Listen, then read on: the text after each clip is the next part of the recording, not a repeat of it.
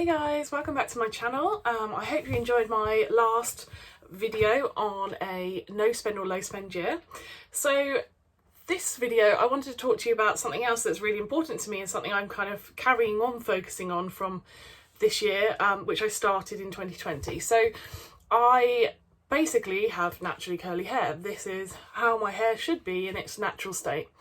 But for a long time I fought it. Like when I was younger, I'm sure loads of people can relate, didn't have straighteners, and then when I did have straighteners they weren't amazing back in the 90s, so quite often I had frizzy long hair or it was up in a ponytail, and that's how I spent most of the 90s. As I got a little bit older, maybe like 15 or so, I did get better at kind of blow drying my hair semi-straight, still with a slight frizz, but that's kind of just how it went. Later on I did get some Babyliss hair straighteners. Back in the day that was the brand that you went for, and they were okay, but not perfect for someone who has very curly hair, because the minute I went out in any kind of rain or moisture, my hair was like back out again. It was quite a long struggle when I was younger, and definitely didn't really know much about how to get the best out of my hair, and I'd say that's kind of continued for quite a long time. But then the introduction of GHDs, which I first got my own pair when I was at university after borrowing all of my housemates' GHDs for a long time when we were going to go out. I kind of embraced straight hair for a very long time then. Like I always had to have it poker straight, and but always like fussing about it, never felt relaxed about it if I was going out somewhere, still always worried it was going to end up kinky or frizzy or curly, and it's kind of a bit of a headache really, and I'm sure there's lots of people out there that understand that headache of really wanting straight hair, like a friend that literally jumps out the showers and lets her hair dry and it was just straight, and they always wanted curly hair, which is ironic, but I always wanted to have lovely straight hair, or I really wanted really lovely full-on curly hair, but my hair was kind of somewhere in the middle at the time, like wavy, and that's probably because I didn't know how to style it, because as you can see now it's fairly curly. It's, you know, it's in the progress of sort of getting better, and we'll talk about that in a second.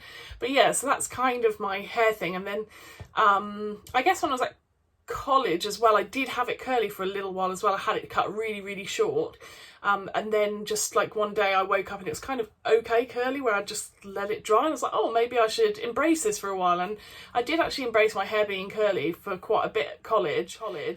And it was like kind of short, probably a bit shorter than this, and it was okay, and it kind of did its own thing. All I did was kind of got out of the shower and I don't know, maybe, I don't think I even put hair oil in. I think I just let it kind of dry and scrunched it a bit, and it was okay. But that's just kind of, you know, that's just how it was back then. There wasn't really much information, or certainly I didn't have much information on how to care for it. So then back to uni, straightening all throughout my 20s really. Normally if I had curly hair, it was normally in the summer, and because I just could not be bothered with getting hot and bothered and trying to straighten my hair and fight it, so quite often in the summer I just kind of let it do its thing, especially if I was at the beach or on holiday, just kind of let it go curly. And actually in the summer, especially if I've been in the sea and things, it would curl really quite nicely, you know, sort of. I had it quite long so it would weigh it down, but just have some curls on the end. That was okay, you know. But I've always wanted like just like properly curly hair. But it was always a bit of a struggle. So probably in 2019 I kind of started to hear about this curly girl method, and I was like, oh, what's that, you know, maybe I could look at it. And somebody that I knew from college actually that did the same course as me, she had gone back to her natural curly state and was doing the curly girl method, and I was like, oh, that's amazing. So I watched some of her videos and started to get a little bit interested, but wasn't quite sure whether it could work for me, getting up for work every day.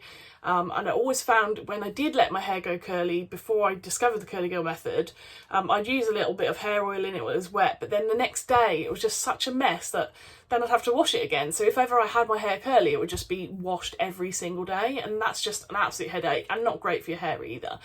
So when I first found out about it, I was like, oh, this, you know, maybe there's something in it, and I did start to watch a couple of videos and things, and I held off a little bit, and then I saw a couple more of her videos and her lovely pictures, and I was like, oh wow, it looks so nice, maybe I could give this a try. So in March 2019, like just before I got pregnant with my son, I started trying out. So I bought some Cantu products. They were the products that she recommended and what she'd been using. So I thought, you know, it's a recommendation, let's give that a go. And they were actually pretty reasonably priced, and you can get them on Amazon. So I got the co-wash, I got the curl activator, and the Cantu custard.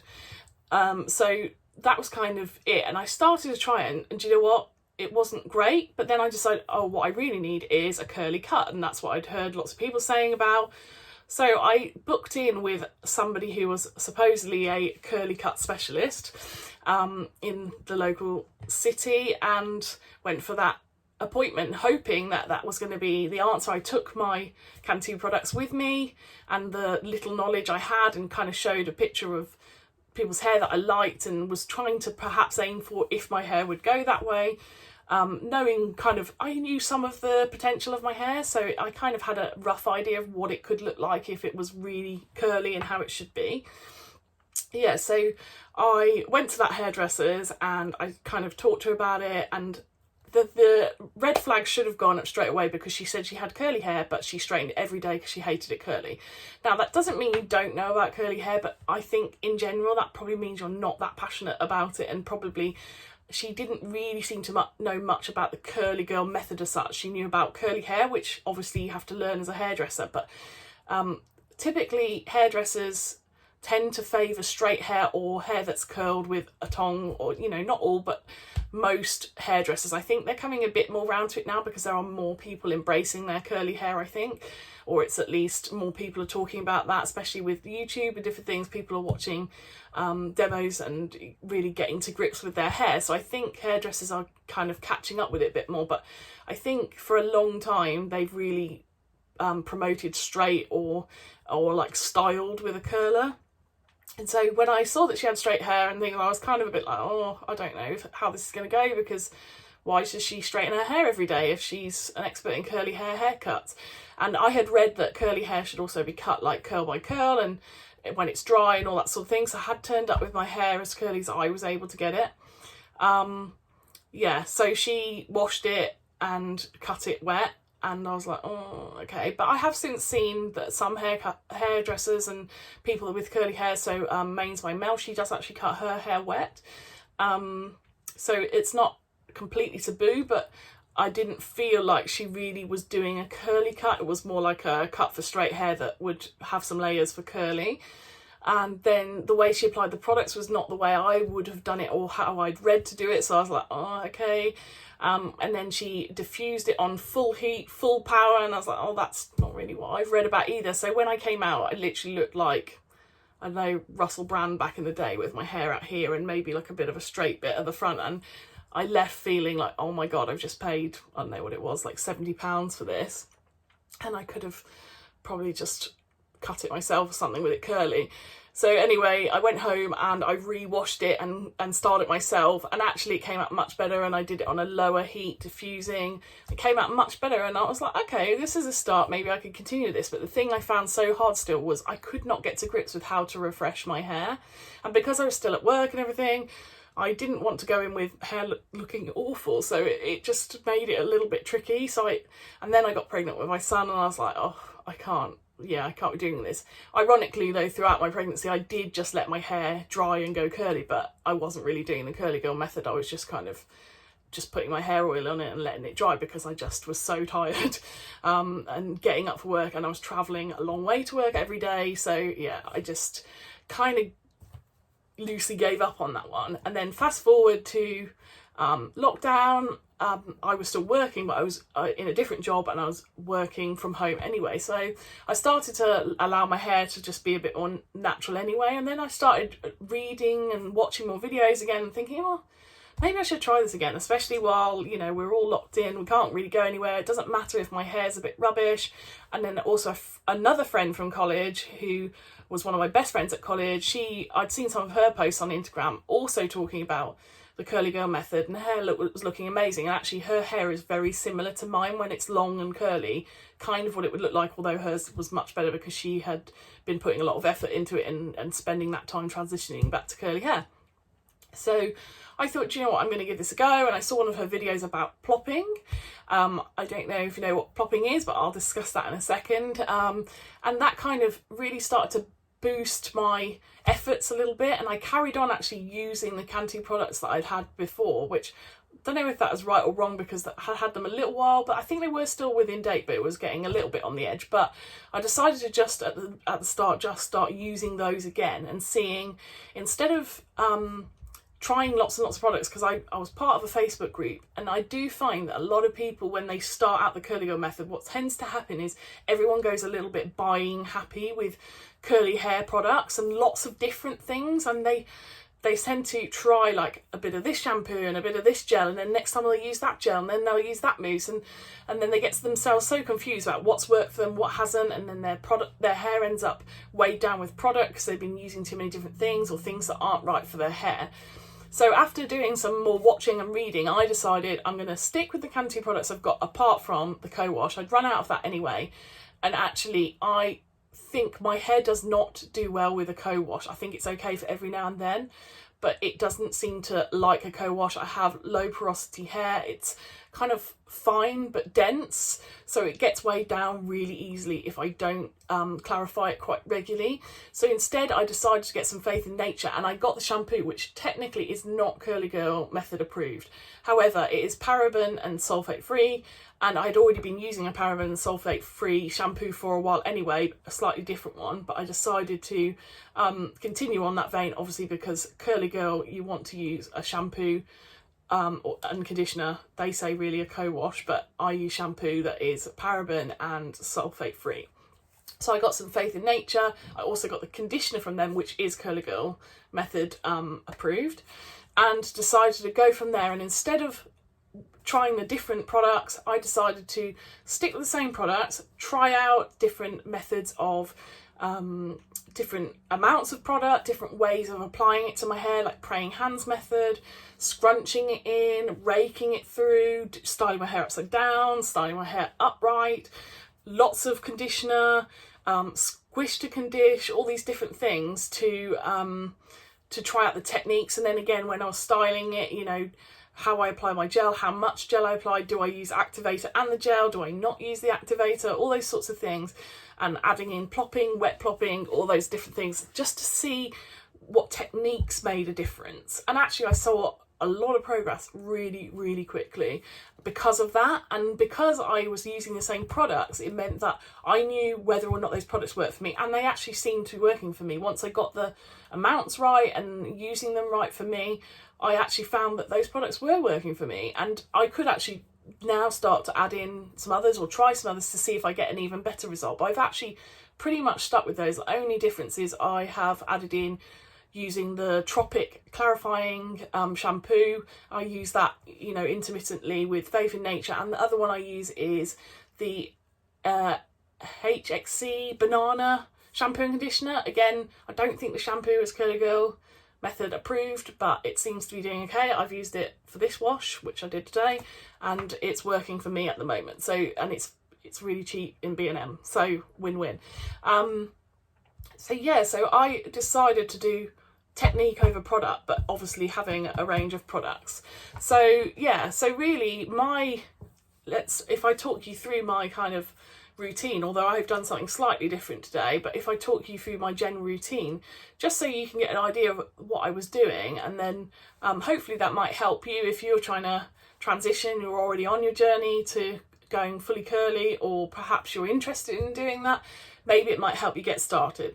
So to start with, I just shampoo my hair with a paraben and sulfate free shampoo. So as I said, I was using Faith in Nature at the beginning.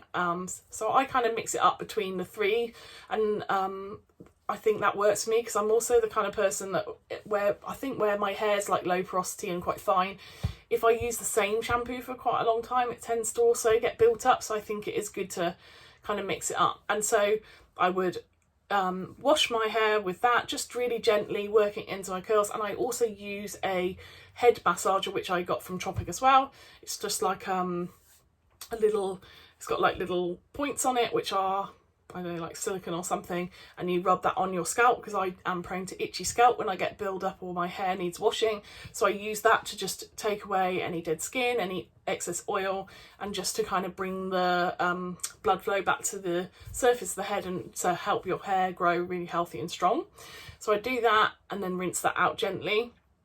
So then I would apply a conditioner. So sometimes I use like the banana HXC, or sometimes I use Faith in Nature. Also sometimes I use a another conditioner which is more of a mask, or a bit more intense, which is from Actilabs, and it's their hair mask, but it actually has protein in it, which my hair can't take a lot of protein, and the whole protein moisture thing is quite complicated, so maybe I'll do a different video on that, see if I can explain that to you. But my hair, I guess, is actually okay. It's quite healthy. I haven't dyed it for a long time really, and so it doesn't need a lot of moisture and it doesn't need a lot of protein. I'm kind of fairly balanced, but sometimes it needs a little protein added in, and so I do use my Actilabs hair mask like maybe once a week or once every other week. I wash my hair generally about 2 to maybe 3 times a week, depending on how it's looking and what I'm up to. But yeah, so I use that sometimes to add a bit of protein back into the hair, which helps to you know, bring the curls back to life as well if it's getting a little bit over moisturized and a little bit fluffy. So I'd leave that on while I do all my other stuff in the shower, and then I use a detangler. It's one of those plastic ones that has the little like plasticky bristles to brush through my hair while it's wet. I only really brush my hair when it's wet to stop the frizz and stop breaking the hair. So I just brush that through. It gets rid of some of the excess hair that needs to fall out, that, you know, as we shed the hair, so that gets rid of some of that. And then I would put my head forward, and upside down, I just cup my hands like this under the shower and pull in some of the water and squish it into my hair to make the conditioner and the moisture go into my hair. Because I have low porosity hair, it doesn't absorb the product very easily. So I tend to squish that in, squish the condish, as they call it. I don't think that's technically the full way to do it, but I do it as like a quick version. There are more deep conditioning ways of doing it. I do that to get the conditioner in, rinse it really gently, and then I leave my hair absolutely soaking wet when I get out of the shower. Then I get out, I use a microfiber towel just to put over my hair while I get myself dry, so I'm not dripping everywhere. And then I take that off. The microfiber stops your hair from getting all frizzy and tangly, and unlike a normal towel, so it's another good one to use. Or you can use an old t-shirt. I use a microfiber when I get out. It's really good at like sucking up the water. So then I might find that my hair is just a little bit on the dry side, which is crazy, but it really does take the moisture out of your hair. So then I just use a spray bottle. I've got a fine mister bottle just to put the moisture back into my hair. And I use the Cantu curl activator, just a small amount on my, like literally like a pea size amount, and I add a tiny little bit of water and rub it all together in my hands to emulsify it. And then I kind of scrunch it through, rake it through a little bit, perhaps upside down, scrunch it a little bit more to get that in. And then I do a vary of things, which sometimes I do curl training, so I use a little bit more curl activator again, and it's where you literally get the strands and you twist each clump so that you get almost like coils when it dries. I love doing that, and that was a real game changer for me, because that really helped my hair to start getting a proper curl pattern. I didn't do that today. So the other thing I do is I use a Denman brush, and I use that to kind of pull it like you would with scissors with a ribbon, and pull it backwards in sections. I used to just do it in like certain clumps, but I watched a video by Mains by Mel, and she does it in kind of vertical sections. So I tried that today, and that's what I did for my hair. So I did all of that all the way back, or I do the curl training. And then I would apply my Cantu Shine Custard, which is like my gel. I use a fair amount and squish it through, and you want to hear that like squishy noise when you're scrunching it in. So I use that until I know that it's all evenly distributed. This time, normally I style my hair mainly the right way up, but this time I did decide to style it kind of upside down to try and get less of a defined parting. And actually when it was drying, it was more parted than it is right now. So I literally then squish that in as much as I can, lots of scrunching, and then I do what's called plopping. So I use an old t-shirt which I put on my head, and maybe I'll do a little demo at some point and put that on here, but you can look it up, there's loads of videos on it, and you literally make kind of like a turban on your head, but it makes your curls sit up here for a while with the t-shirt on your head. And because it's a t-shirt material, it doesn't make your hair frizzy, and it just helps while the first bit of moisture comes out of your hair. It takes that out of the hair and sets the curls with the gel on a little bit more, so they're kind of up here, which helps the curls not be pulled down by the gravity. I leave that on for about like 20 minutes or so, and then I take that off and then just kind of let it fall how it falls and let it start to dry. Normally I let my hair air dry until the gel goes hard and forms what's called a cast, and that will then mean that, you know, your hair, when your hair's completely dry, then you can scrunch it out. You don't want to scrunch your hair before the cast is dry, because otherwise it will go frizzy and you won't get the effect. What I did this time is I diffused, like hover diffuse, so I didn't really touch it to start with, just went around, diffused it. I did most of it upside down, which again I don't normally do, to try and get a bit more volume and get more curl from the root. And then once I had got it started to get a cast forming, I then pixie diffuse, just like really gently doing this with the diffuser. You only want it on a sort of like medium to low force with the air, and then I use it on either a cool setting or the middle setting. You never want high heat, high air, because it's just too much and it'll make frizz and it's damaging to your hair as well. So try and keep that to the minimum as possible if I am diffusing. And then I just did that probably to about 80% dry, and then let it dry on its own. And once the cast was fully there and the hair was fully dry, and the way you can tell whether your hair's fully dry, if you put your hair in like this and kind of scissor it, even though it might feel dry on the outside, quite often the underneath is not dry yet, so you want to wait. And obviously diffusing can speed that process up, because otherwise my hair takes hours to dry.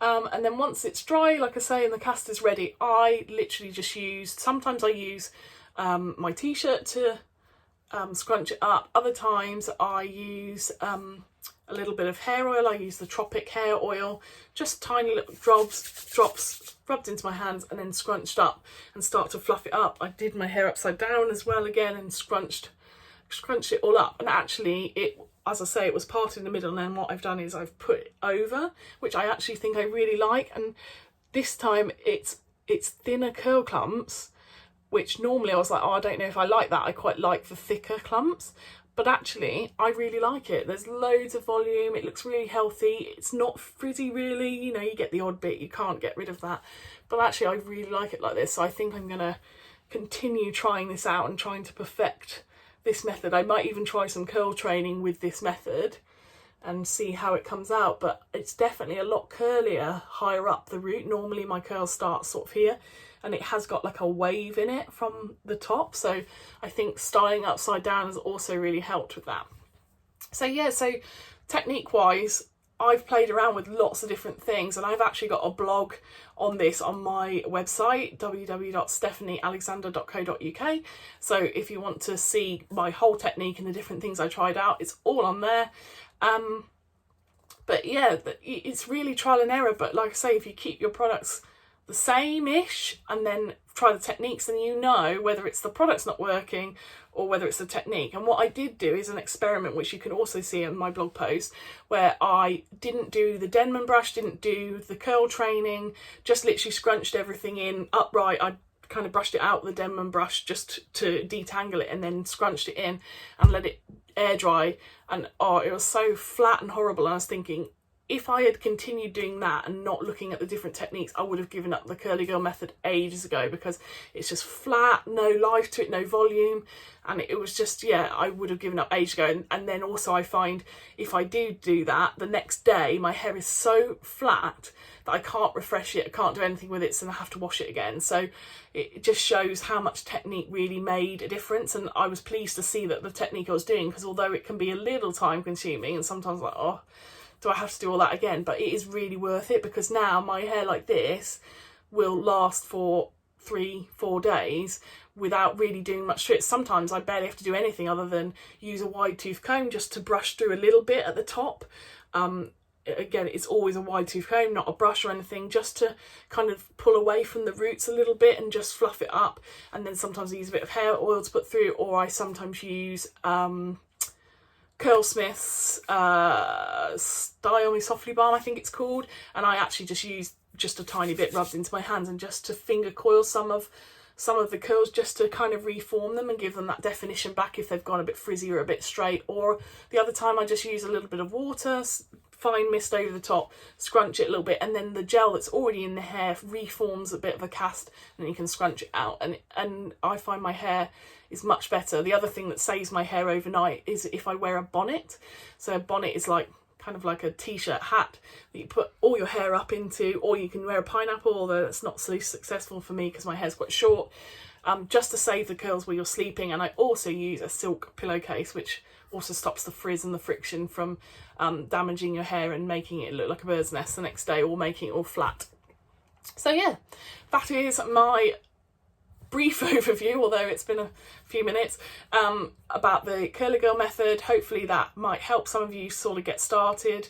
Definitely look into other people as well on YouTube and also Instagram. There are loads of people who are way more experienced than me and have been doing this a lot longer, and their curls are much further down the progress train. And Mains by Mel especially has really helped me get to grips with the basics and understanding my hair and how to kind of start to make some progress with it. So I hope you enjoy this. If you want to know more about the curly girl method, you can drop me a comment, or if you want me to do a video on a specific thing I've mentioned about the curly girl method. As I say, I am not strict curly girl. I kind of do my own rules on what works for me.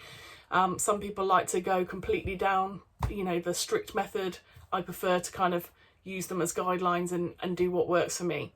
So, you know, if you're out there going, oh, that's not strict curly girl, that's why, because I just kind of follow my own rules. But yeah, so if you enjoyed this video, please give it a like and subscribe to my channel to get more. It is a fairly new channel, but there will be lots more of this kind of thing, plus parenting, lifestyle, business, budgeting, all those sorts of things. So I hope you enjoy it and have a great day. Bye.